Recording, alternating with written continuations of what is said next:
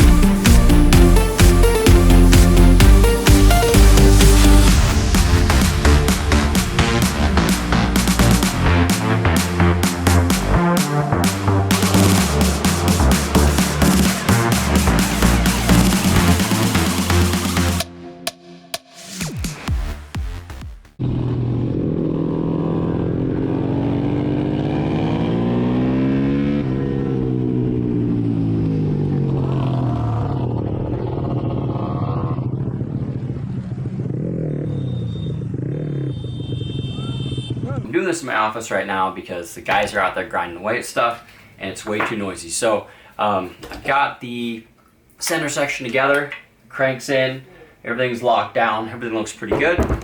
So next step now is crank seals. So what we're gonna do with these guys, obviously find out which side goes on first or which side is which. I use this assembly lube here. So I'm just gonna go ahead and take this up here. This tube's almost out, but so anyways, it's always good to have lube on here, getting these seals in. So if you push this thing over and that little lip rolls over on itself, there's a spring in there, it's never gonna seal. So make sure when you do your crank seals, you get them nice and lubed up on both sides. So a few different ways of doing this. There are probably special tools for Piaggio specifically, but let's see here. I'm gonna take the race from another Malossi bearing that I didn't use, because it's the same size as that seal, and I'm just gonna work it in there, or Piaggio specifically. But let's see here. I'm gonna take the race from another Malossi bearing that I didn't use, because it's the same size as that seal, and I'm just gonna work it in there. For this side, just take your seal, get it all lubed up inside and out here so it slides in there nice. And you're gonna take it in, go over the top, just slowly work it down in there. We have other videos too if you guys can't see this very well. We've got a few videos on doing crank seals. It's gonna be the same theory for all the bikes that you do. That looks pretty good. Use my handy little race here, push it down a little bit more.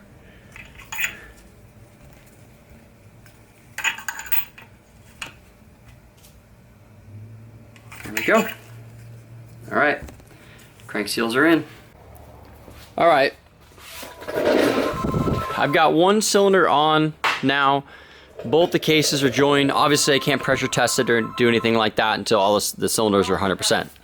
This motor and cases and everything went all over the place. They were sent to us assembled, but not ready to run. They was all sent to us assembled just to keep it kind of safe and whatnot. We are missing two 13mm seat clips, and because those 13mm are kind of not something super common we stock here, I don't have any.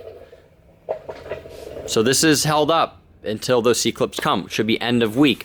I used a very small base gasket on this guy.